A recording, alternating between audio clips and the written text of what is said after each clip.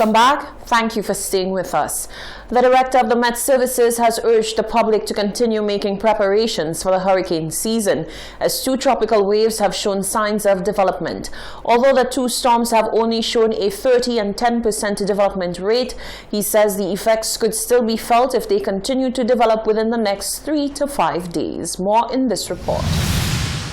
The National Hurricane Center has issued an advisory with regard to 2 developing tropical waves, both of which are still showing a less than 40% chance of development at the moment, but have the propensity to increase in a matter of days. For the 6th consecutive year, St. Lucia is gearing up for an above-average Atlantic hurricane season. The director of the St. Lucia Met Services, Andre Joyer, explained that the systems are being closely monitored. The one that is closest is about 850 miles away, and it will be impacting us sometime late Wednesday. We're expecting winds of about 50 miles per hour and most likely some heavy rain. Yeah, for now it is only about a 30% chance of development in the next 2 days. It will increase to 40% in the next 5 days. So what we're looking at is a system that would develop maybe into a depression, but not as far as a storm. So we're asking persons, the information is out there, but you have to understand what is being said. Okay. So the other system is just a 10% chance of development in the next 2 days and 20% in the next 5 days. According to Joyer, the 2 systems are exhibiting a track of uncertainty. Thus, the center of the systems will only affect a few areas, but not with the intensity that a tropical storm would. If the tropical waves were to develop into tropical storms, they would be the 5th and 6th named storms for the 2021 Atlantic hurricane season. If these 2 systems were to develop, they would be named Elsa and Fred. Yeah, we're actually at number 5, number 4. The first 4 storms developed closer to the United States, so maybe that's why y'all didn't hear about it. But Danny, if you notice the red, Danny is actually dissipating right now over the U.S. The conditions last year was very different to this year, so we're not expecting a record-breaking year. Yes, but we are expecting a above average season. Joyer has urged members of the public to ensure that they are prepared for any eventuality during the hurricane season. Person should have had their hurricane plans in place, but for now, you would most likely stock up on non-perishables, water, at least for a day or 2, because St. Lucia has a good track record of utilities being back up, soon after a system. So, but just to be prepared, have water on hand. If you living in low-lying, flood-prone areas, take the necessary precautions. If you need to move away from those areas, do so. Yeah. Cut trees, clear drains. Yeah. The list is endless. Researchers warn 70 named storms, 8 of which will likely develop hurricane winds, could hit in the Atlantic Ocean, Gulf of Mexico, and Caribbean Sea. Reporting for Hot 7 News, I am Genevieve Gonzague. Over 2,000 students across the island sat what will be the very last common entrance examination administered on island. The principal of the Ave Maria Girls Primary School says she's expecting nothing but the best from her students who sat this year's exam. She says while it has been a challenging academic year, the students have shown resilience. 2,168 students around the island sat the 2021 Common Entrance Examination on Tuesday 29th. After yet another disrupted academic year due to the COVID-19 pandemic, the principal of the Ave Maria Girls Primary School, Valerie St. Helen Henry, says the day was filled with a myriad of emotions for a number of reasons. I think the mood, more or less across the board, to include teachers and parents and students, is there will be a little nervousness. I am nervous too. The anxiety as well.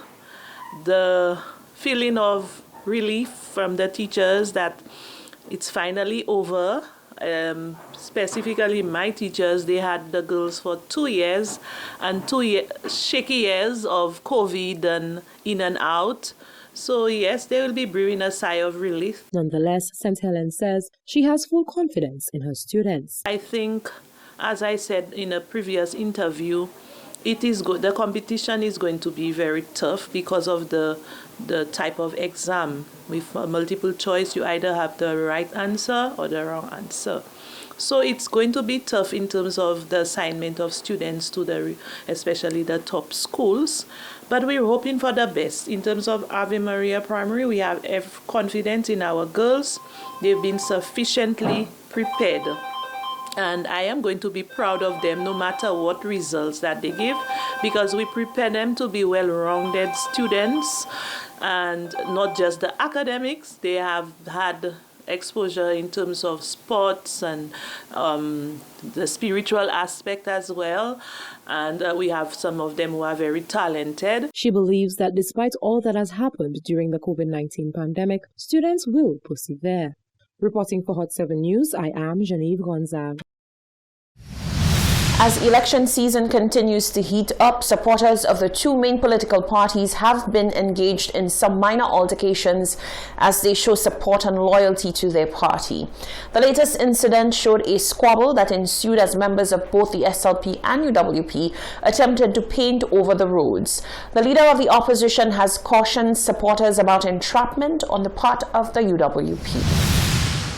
Videos continue to emerge of supporters of the two main political parties demonstrating their passion for the party. Some of the interactions captured show very tense encounters, some of which resulted in violence. The leader of the St. Lucia Labour Party, Philip J. Pierre, says the party will in no way tolerate such behavior. I just want to assure and reassure the public of St. Lucia that the Labour Party will tolerate no violent behavior. We believe that history is on our side. We believe that the policies are on our side. We believe that we have the better story.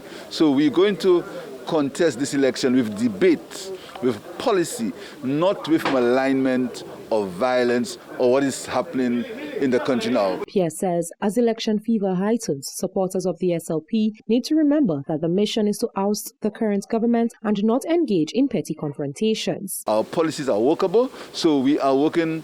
Our campaign is going to be based on facts and not based on innuendo or lies or slander. And so history is on our side, the facts on our side, and I'm urging our supporters once more to do not get involved, do not be provoked, don't be provoked.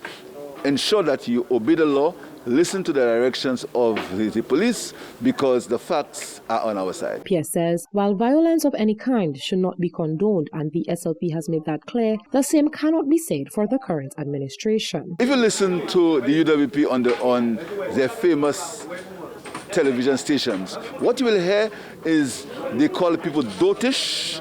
They say the most inflammatory things. But what we are saying is that we are going to stick to policy. We're going to stick to facts. We have the better story. Our policies are going to alleviate the conditions of life for most people in St. Lucia. The leader of the opposition has urged his supporters to keep their eyes on the prize. Reporting for Hot 7 News, I am Genevieve Gonzague.